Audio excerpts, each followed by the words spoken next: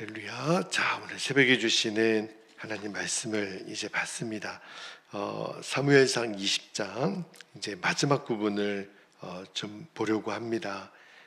35절에서 마지막 42절까지 한 절씩 말씀을 교독하여 읽겠습니다. 35절 제가 먼저 읽겠습니다. 아침에 요나단이 작은 아이를 데리고 다윗과 정한 시간에 들로 나가서 아이에게 이르되 달려가서 내가 쏘는 화살을 찾으라 하고 아이가 달려갈 때에 요나단이 화살을 그의 위로 지나치게 쏘니라.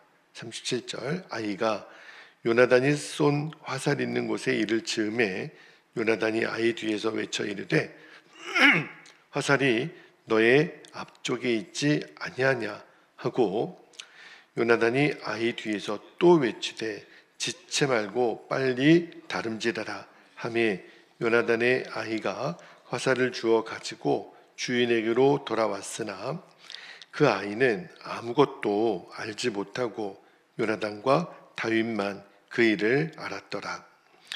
요나단이 그의 무기를 아이에게 주며 이르되 이것을 가지고 성읍으로 가라 하니 아이가 가매 다윗이 곧 바위 남쪽에서 일어나서 땅에 엎드려 3번 절한 후에 서로 입맞추고 같이 울되 다윗이 더욱 심하더니 요나단이 다윗에게 이르되 평안히 가라.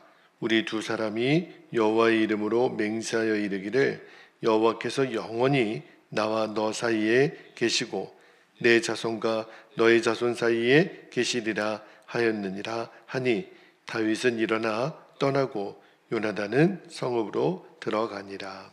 아멘. 하나님 말씀입니다. 자, 이제 오늘 사무엘상 20장 말씀을 조금 길게 읽었어요. 워낙 본문이 좀 길기도 했고요. 근데 마치 좀 이런 비유는 좀 적합하지 않을지 모르겠지만 드라마의 한 장면, 영화의 한 장면 같은 그런 본문을 오늘 우리가 읽었는데 제가 설교 제목을 사람은 떠나도 언약은 남습니다 이렇게 오늘 정해봤어요. 사울이 이제는 뭐 다윗을 죽이려고 여러분 한 나라의 모든 권력을 가진 왕이 정말 사람을 작정하여 죽이려고 그러는데 버텨낼 재간이 없어요. 다윗의 선택은 이제 도망가는 것밖에 없습니다. 그리고 이제 오늘 요나단과 헤어지고 다윗은 더 사람들이 올 수 없는 이제 광야로 도망을 가는 거죠. 자, 오늘 본문은 이 다윗과 요나단이 이제 헤어지는 장면이 나와요. 물론 뭐 어떤 의미가 두 사람에게 있는지는 우리가 쭉 말씀을 읽어왔고 우리도 헤어짐의 아픔을 겪을 때가 있죠. 어떤 경우는 우리도 언젠가는 한번 다 겪게 될 사별의 아픔들은 있죠. 우리가 사랑하는 사람을 먼저 떠나보내는 그런 시간도 올 거고 또 이 땅에 사는 동안도 헤어짐의 시간, 이별의 시간이 있어요. 때때로는 하나님이 정말 믿음의 사람들에게도 헤어짐을 허락하시잖아요. 뭐 사람뿐만이 아니죠. 내가 어떤 붙들고 있는 것을 내려놓아야 될 때, 뭐 가장 가까운 예로는 은퇴가 있겠죠. 더 이상 내가 그 일을 할 수 없는 시간은 올 거예요. 자, 오늘 본문은 다윗과 요나단이 헤어지는 마지막 장면이에요. 아무리 둘이 서로를 사랑하고 신뢰하고 우정이 돈독해도 이렇게 헤어질만 하는 때가 온 거죠. 왜냐하면 아버지 사울이 다윗을 죽이려고 하니까. 그리고 사실은 사울 때문에 도망가는 것도 있었지만 더 큰 하나님의 계획은 다윗을 광야로 보내는 거예요. 광야 학교에서. 그래서 거기서 왕을 만들어 내시는 거죠. 근데 저는 다윗과 요나단을 주목하면서 이 두 사람이 참 대단하고 귀한 게 뭐냐면 이들은 사람을 끝까지 붙잡지 않아요. 만약에 이 일이 하나님의 허락하심이 맞다면 두 사람은 깨끗이 마음을 접습니다. 아무리 울고불고한데 그죠? 변하는 게 없다면 이 뜻이 하나님의 계획이라면 그러면 받는 거예요. 그러니까 하나님의 언약을 붙잡은 다윗과 요나단, 이 두 사람을 통해서 주시는 사무엘상 20장의 마지막 부분의 은혜를 나누겠습니다. 첫 번째 주셨던 말씀의 은혜는 하나님의 뜻은요 우리의 눈물보다 크시다. 이 은혜를 좀 나눌게요. 자, 이제 다윗은 이제 들에 숨어 있었기 때문에 사울의 군사들이 발견하면 다윗은 죽습니다. 이제 요나단과 이미 얘기했던 것처럼 요나단이 다윗을 절대 죽는 자리에 보내지 않겠다고, 내가 너를 지키겠다고, 사울의 계획을 너에게 알려주겠다고. 사실은 두 사람이 이 일을 미리 짰죠. 자, 약속한 시간에 작은 아이를 데리고 들에 가요. 이제는 알았으니까, 아버지가 진짜 이제 다윗을 죽이는 계획을 알았으니까 이제 남은 거는 요나단이 이 사실을 누구에게 알려야 돼요? 다윗에게. 근데 말로 하면 안 돼요. 지금 보는 눈이 몇 개인데요. 이미 사울의 이 군사들이 도처에 깔려 있어서 함부로 요나단도 왕자지만 그 이야기를 누설할 수가 없는 거예요. 그래서 요나단이 뭘 이용하죠? 화살을 이용해요.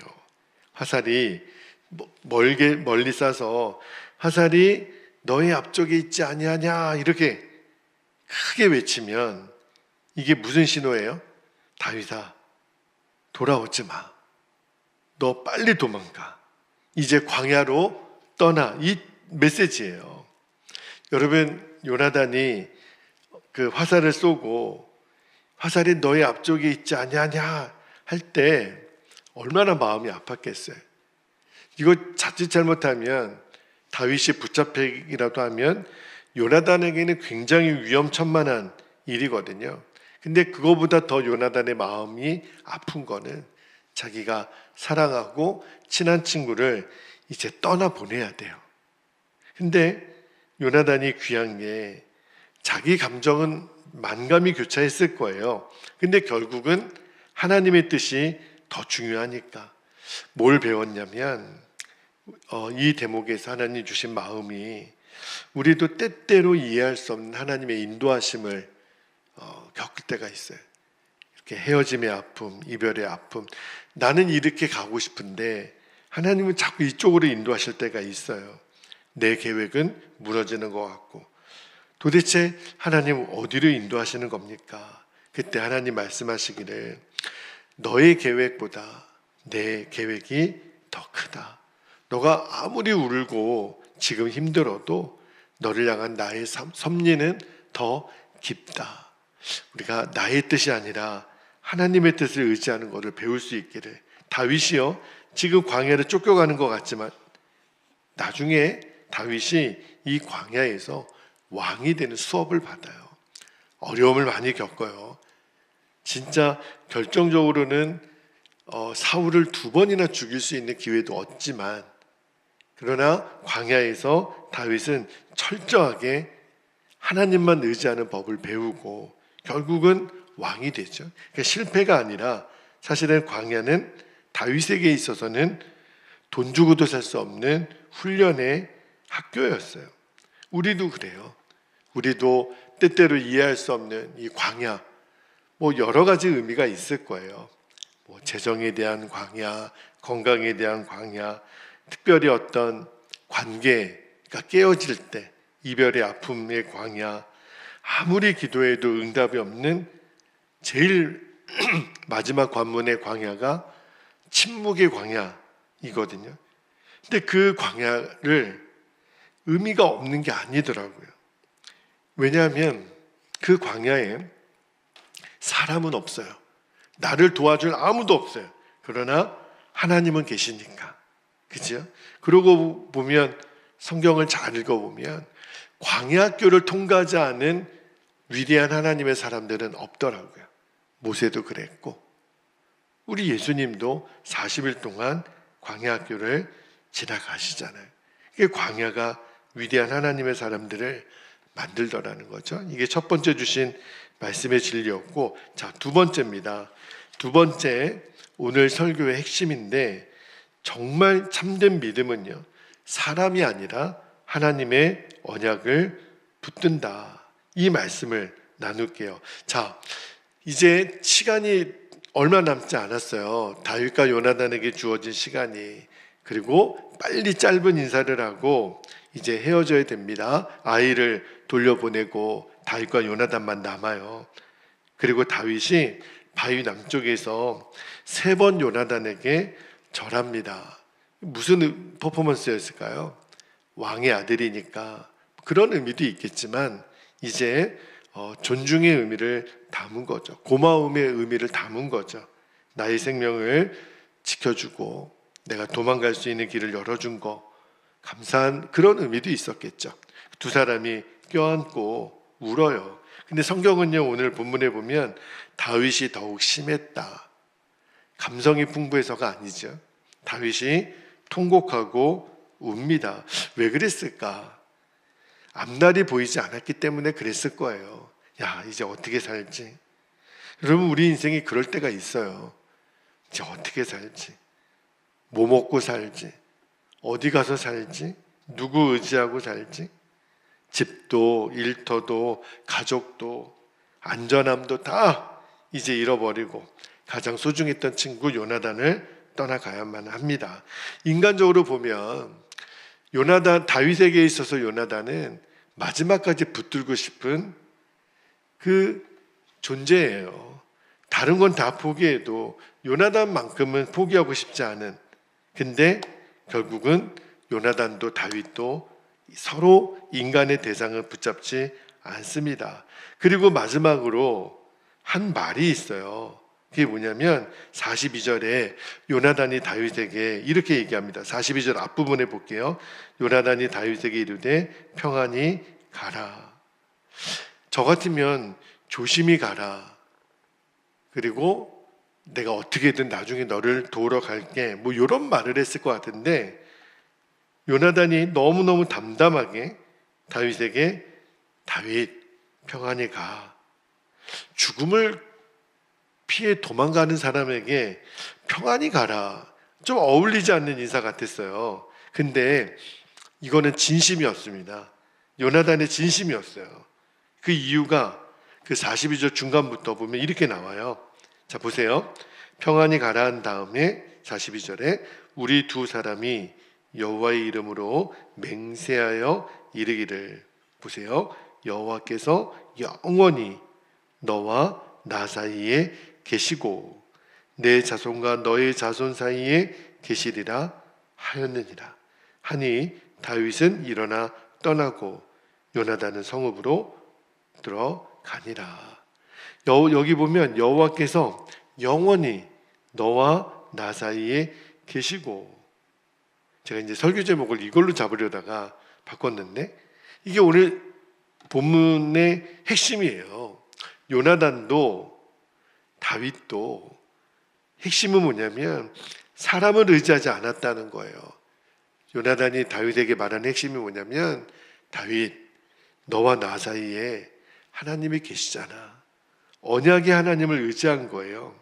그러니까 뭘 우리에게 가르치는 거냐면 사람은 바뀌죠. 환경은 언제나 변하고, 그러나 하나님의 언약은 변하지 않는다.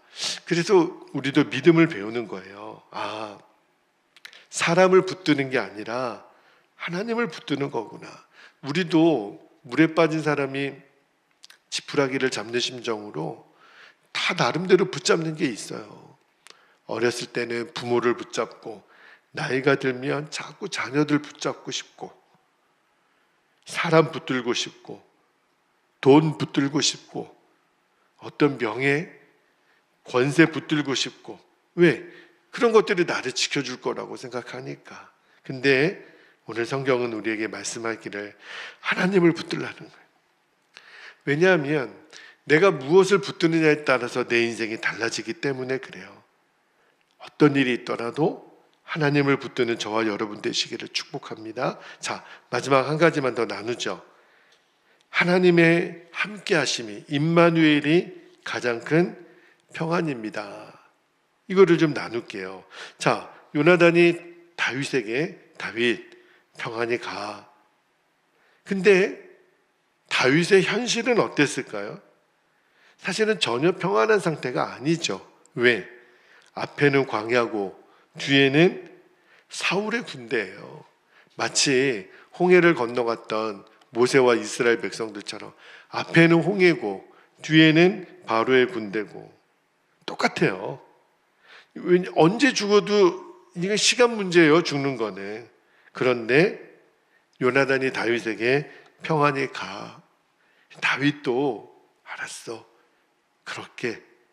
이유는 하나예요. 이유는 요나단과 다윗 사이에 누가 계셨다고요? 하나님이 함께 계셨기 때문에 평안할 수 있었던 거죠. 그러니까 성경은 일관되게 우리에게 가르쳐 주시는 게 평안은 환경에서 오는 게 아니고, 여러분 절대 속으면 안 돼요. 내가 원하는 것을 가지고 내가 원하는 대로 되면 평안하겠지, 두 다리 뻗고 자겠지. 아니에요. 절대 그렇지 않습니다. 평안은 환경에서 오는 게 아니라 하늘로부터만 내려오는 거예요. 하나님에게서만 오는 거예요. 하나님의 임재, 하나님이 함께 하심. 그래서 다윗이 이때부터 이제 광야로 가서 수없이 긴 시간들을 홀로 보냅니다. 무슨 집이 있어요, 먹을 게 있어요, 돈이 있어요, 무기가 있어요? 아무것도 없어요. 아무것도. 그런데 다윗의 그 유명한 시편들이 다 이때 지어져요. 광야에서. 그 중에 제일 유명한 시편이 뭐예요? 시편 23편 4절. 같이 한번 읽어볼까요? 시작. 내가 사망의 음침한 골짜기로 다닐지라도 해를 두려워하지 않을 것은 주께서 나와 함께 하십니다. 주의 지팡이와 막대기가 나를 안위하시나이다. 다윗의 시편은 왕궁에서 나온 게 하나도 없어요. 다 광야에서 태어난 신앙 고백들. 그러니까 하나님이 함께 하시는 것을 진짜 믿고 걷는 사람만 할 수 있는 고백. 여러분, 우리도 인생을 살다 보면 다 잃어버릴 수 있어요. 사람도, 직장도, 건강도. 그러나 여러분, 축복합니다. 하나님은 절대 잃지 않게 되기를 축복합니다. 왜냐하면 하나님을 잃으면 모든 것을 다 가져도 다 잃은 것과 똑같아요. 반대로 하나님을 얻으면 모든 것을 다 잃어버린 것 같아도 내 안에 진짜 평안이 일어납니다. 오늘 본문이 핵심이 다윗과 요나단이 이렇게 서로를 사랑했구나, 이렇게 헤어졌구나. 근데 그게 아니라 요나단과 다윗 각각 주님과 동행하는 훈련을 하는 거예요. 주님과의 동행이 시작되는 장면이죠. 다윗도 요나단은 떠났지만 이제는 하나님이 함께 계신 거. 사람의 손은 놓일 수 있었지만 하나님의 손은 결코 놓이지 않는다라는 거, 그거 하나 마음에 품고 다윗도 광야를 향해 나아갑니다. 말씀을 이제 마무리할게요. 오늘 본문은 다윗과 요나단의 이별 이야기가 아니라 하나님의 언약이 얼마나 견고한지 그걸 보여주는 거예요. 두 사람은 헤어졌지만 하나님은 각각, 다윗도 요나단도 하나님이 그들을 버리지 않고 붙드세요. 다윗은 광야를 지나 나중에 이스라엘의 왕이 되고, 요나단도 끝까지 비록 죽음은 당하지만 믿음의 사람으로 요나단은 기억이 됩니다. 근데 이 장면에서 한 가지 오버랩이 되는 장면이 있어요. 바로 예수님이세요. 예수님이 떠나시기 전에 제자들에게 만찬을 베푸시고, 그리고 세족식을 행하시고, 그리고 이제 제자들과 헤어지잖아요. 그리고 예수님은 예수님대로 십자가도 지나가시고 무덤도 지나가시지만 그러나 부활하시잖아요. 그리고 제자들을 찾아오세요. 그리고 뭐라고 약속하시냐면, 자, 마태복음 28장 20절 끝부분 같이 읽겠습니다. 시작. 내가 세상 끝날까지 너희와 항상 함께 있으리라. 여러분, 이게 우리의 소망이에요. 사람도 떠날 수 있고 환경도 변할 수 있고 세월은 모든 것을 바꾸지만, 그러나 중요한 것은 하나님의 언약은 절대 변하지 않습니다. 예수님 말씀하셨으니까 세상 끝날까지이라는 표현은 무슨 일이 있더라도 어떻게 되더라도 나는 너를 떠나지 않을 거야. 이게 변하지 않는 하나님의 약속, 예수 그리스도의 언약이에요. 그래서 우리 인생에 찾아오는 이별의 아픔도 우리가 능히 기쁨으로 이겨낼 수 있는 이유는 하나님이 함께 하시니까. 그렇죠? 그래서 우리가 낙심하지 않을 이유가 있는 거예요. 광야에 있더라도. 오늘도 우리를 향한 주님의 언약은 유효합니다. 그리고 그 언약을 끝까지 붙드는 사람이 승리하는 줄 믿습니다. 우리가 기도할 때 정말 하나님의 손을 여러분들이 꼭 붙잡고 기도할 수 있기를 축복합니다. 자, 기도하겠습니다. 우리의 손을 결코 놓지 않으시는 주님을 바라보며 두 가지 기도 제목을 나누고 기도할게요. 첫 번째는 사람과 환경이 아니라 변하지 않으시는, 영원히 변하지 않으시는 하나님의 언약만 붙드는 믿음을 주시도록 그렇게 우리가 기도하기를 원하고요. 두 번째는 광야와 같은 삶의 자리에서도 하나님은 반드시 함께 하신다. 그 임마누엘의 믿음이 나에게 흔들리지 않는 평안과 담대한 믿음을 주신다는 것, 이거를 꼭 붙들고 오늘도 하나님이 함께 하심이 평안입니다. 이걸 붙들고 나아갈 수 있게 되기를 축복합니다. 이제 허락하신 말씀과 기도의 제목을 붙잡고 함께 통성으로 기도하겠습니다. 주여